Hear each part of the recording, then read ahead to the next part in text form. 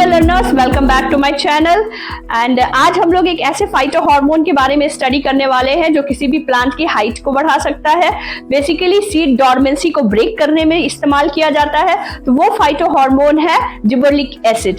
Gibberellic acid is a universal phyto hormone और आज हम लोग इसके बारे में डिटेल में स्टडी करेंगे। Gibberellins are the group of naturally occurring plant growth hormones that promote the growth and development process such as stem elongation, seed germination, flowering and fruit growth. Basically gibberellins जो होते हैं that are acidic diterpenoid compounds होते हैं। अब तक 130 से भी ज्यादा जिबरेलिक एसिड आइडेंटिफाई हो चुके हैं एंड उनमें से मेजरली जो एक्टिव फॉर्म्स होते हैं that is GA1, GA3, GA4 and GA7 and most importantly GA3 उसको एक्टिव फॉर्म बोला गया है। जिबरेलिन्स डाइटर्पेनॉइड होते हैं। इनके स्ट्रक्चर में 20 कार्बन्स का एटम्स होते हैं, यानी कि C20 carbon atoms are present. इनका जो स्ट्रक्चर होता है दैट इज जिबरेलिन स्केलेटन पे बेस्ड होता है एंड इसमें कार्बोक्सिलिक एसिड प्रेजेंट होता है, इसीलिए इसको वीक ऑर्गेनिक एसिड्स भी कहते हैं। अब हम बात करेंगे जिबरेलिक एसिड के डिस्कवरी के बारे में। जापानीज प्लांट पैथोलॉजिस्ट ई कुरोसावा ने ऑब्जर्व किया कि बगाने डिजीज से इन्फेक्टेड राइस सीडलिंग एबनॉर्मल तरीके से लंबे हो जाते हैं और उन्होंने फंगस के कल्चर को फिल्ट्रेट करके फिर हेल्दी प्लांट्स पे भी अप्लाई किया and what he observed is was very surprising. उन्होंने ये ऑब्जर्व किया कि healthy plants again they are getting elongated.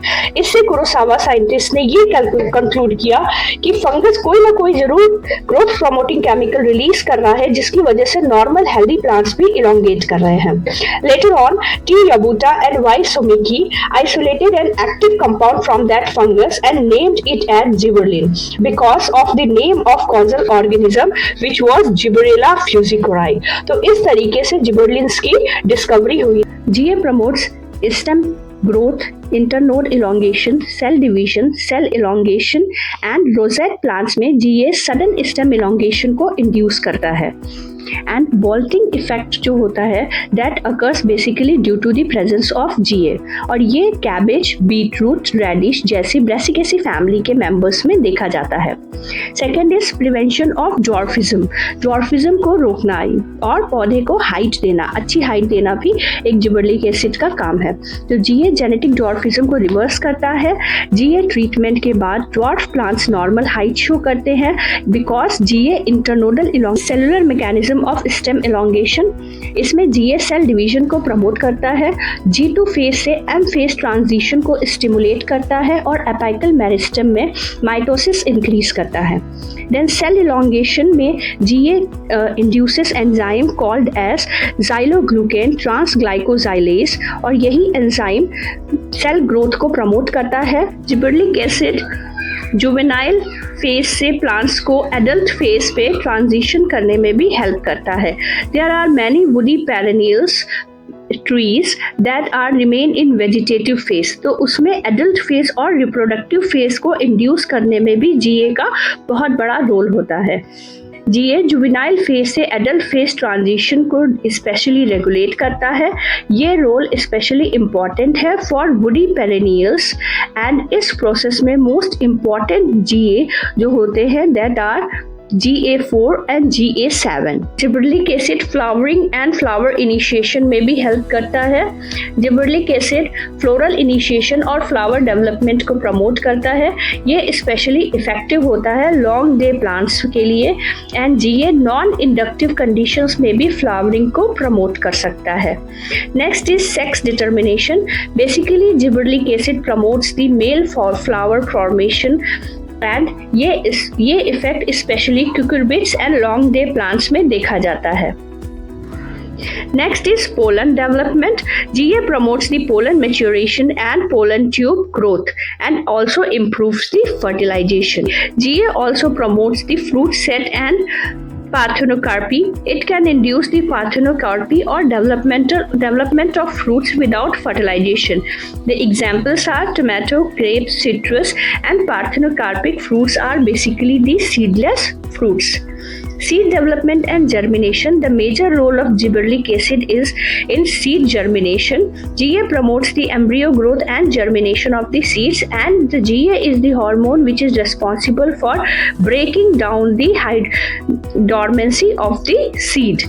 and it breaks the seed dormancy by activating various hydrolytic enzymes that we will discuss on later. And breaking down dormancy, GA help in breaking down of dormancy of the seeds, buds and tubers. In potato, we can observe here the dormant eyes can be broken by application of gibberellic acid.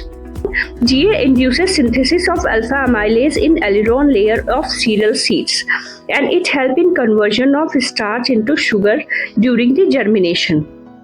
And enzyme induction, GA also promotes the synthesis of various enzymes like hydrolases, proteases and amylases during the seed germination. Role of gibberellic acid in mobilization of food reserves during the seed germination.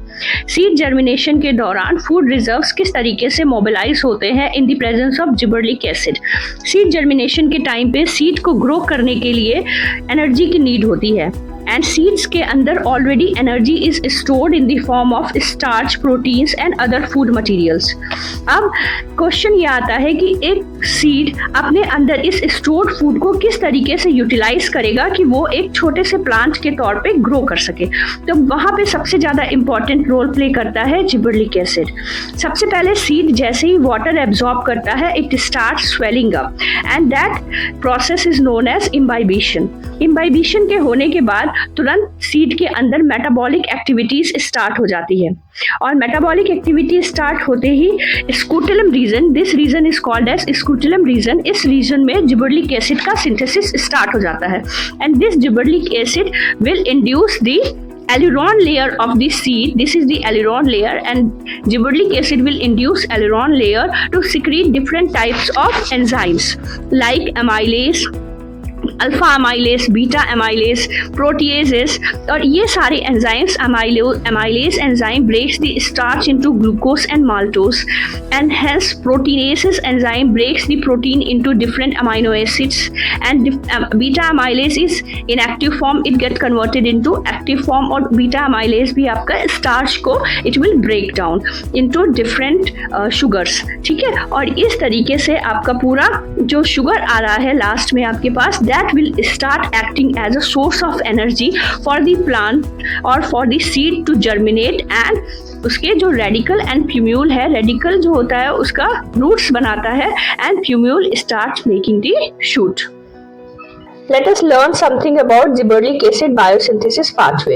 First of all, we have to make sure that we should know that gibberellic acid is a 20 carbon compound which is a diterpenoid plant hormone, and the precursor of gibberellic acid is geranyl gelanin diphosphate, and the three basically main cell organelles in which the synthesis of different types of gibberellin takes place. One is plastid, other is endoplasmic reticulum, and third is cytosol. And all the types of gibberellic acid GA1, GA3, GA4 and GA7 are formed in cytosol of the plant cell. And the very first compound which is precursor of gibberellic acid synthesis is geranyl gelanin diphosphate. It get converted into ant-cowrin, and in the presence of enzyme ant-cowrin synthesis, and this ant-cowrin will enter into endoplasmic reticulum and will get converted into 7-hydroxy ant-carnoic acid in the presence of ant-carnoic oxidase enzyme, and then this compound finally enters into cytosol and get converted into GA12 aldehyde, और ये GA12 aldehyde से आपके जितने भी सारे gibberellic acid हैं वो सब बनते जाते हैं. GA12, then GA1 and then GA3, और इस तरीके से सारे जो जितने भी आपके जिबरेलिक एसिड हैं वो सारे यहीं से सिंथेसिस हो जाते हैं. Role of gibberellic acid in mobilization of food reserves during the seed germination. Seed germination के दौरान जिबरेलिक एसिड स्कूटेलम से रिलीज होता है, and it triggers the aleurone layer to produce the alpha amylase enzyme. अब यहाँ पे gibberellic acid binds with the GA receptor in the cell membrane of aileron layer, अब यहाँ पे जब GA बाइंड करता है, it initiates the heterotrimeric G protein, और इसकी वजह से यहाँ पे दो तरीके के पाथवे प्रोड्यूस होते हैं। One is calcium dependent signal transduction pathway and other is calcium independent signal transduction pathway, और जो कि F बॉक्स को प्रमोट करते हैं। And this F box identify the DELLA protein या डेला रिसेप्टर। अब डेला रिसेप्टर्स क्या होते हैं? DELLA receptors basically are the repressors जो कि रोकते हैं GA इंड्यूस्ड जीन एक्सप्रेशन को। GA इंड्यूस्ड जीन एक्सप्रेशन को रोकने वाले जो रिप्रेसर्स होते हैं उसको हम डेला प्रोटीन कहते हैं, और जब तक डेला प्रोटीन जीन के साथ बाइंड होते हैं तब तक कभी भी GA का एक्सप्रेशन नहीं आ पाता है। तो इस तरीके से जब F बॉक्स इनिशिएट होता है तो SCF-E3 ubiquitin ligase complex comes and it binds with the DELLA protein, और ये कॉम्प्लेक्स पूरा डेला प्रोटीन को डिस्ट्रॉय कर देता है।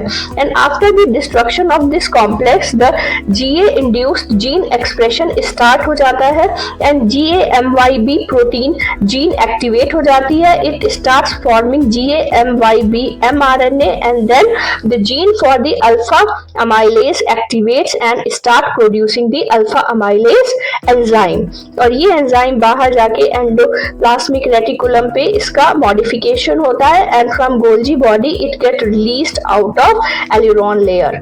और इस तरीके से GA हमेशा एल्यूरोन लेयर को ट्रिगर करता है कि वो कॉन्टिन्यूअसली अल्फा अमाइलेज को बनाता रहे, और जो कि शुगर और स्टार्च को ब्रेक डाउन करके स्मॉलर कंपाउंड्स में और एनर्जी के फॉर्म में रिलीज करे, and that energy can be utilized by the growing radicle and plumule of the seed. There are many anti-gibberellins also that act as a growth retardants, and important anti-gibberellins are paclobutrazole. It helps in making the bonsai plants. Bonsai are very short length plants. उसको बनाने के लिए paclobutrazole का use किया जाता है। Then cyclosyl chlormequate chloride, ये एक ऐसा कंपाउंड है, it also reduces the lodging in this cereals, ये लॉजिंग सीरल्स में लॉजिंग को रिड्यूस करता है एंड प्लांट्स की हाइट को भी कम करता है। मैलिक हेड्राजाइड एक ऐसा केमिकल है जो कि डॉर्मेंसी को प्रमोट करता है, तो सप्रेस द ग्रोथ, ये ग्रोथ को सप्रेस भी करता है। तो these are basically anti gibberellins compounds. Commercial applications of gibberellins, first is malting of barley. Barley की माल्टिंग प्रोसेस में जिबरलिक एसिड हेल्प करता है and that is particularly is used in beer and brewing industry. Increasing in sugar cane yield, sugar cane में gibberellic acid उसके internodes को बढ़ा देता है, उसकी वजह से शुगर केन की यील्ड में इंक्रीमेंट होता है। Then production of seedless grapes and berry enlargement. In case of grapes, the size of the berry get increases with the application of gibberellic acid. और इसमें क्या होता है, इसमें नई वैरायटी भी डेवलप करी गई है जिसका नाम है Thompson seedless variety of grapes. Next is induction of bolting and flowering. Flowering in long day plants is promoted by gibberellic acid and bolting effect is enlargement in height. तो वो भी कैबेज और क्रूसीफर्स में promote करता है। Breaking down of dormancy in tubers and birds, जैसे मैंने आपको पहले भी बताया है, पोटैटो में डॉर्मेंट बर्ड्स को ये इसकी डॉर्मेंसी को ब्रेक करता है। Increasing food set and parthenocarpy, इसके लिए basically GA4 and GA7 responsible रहते हैं।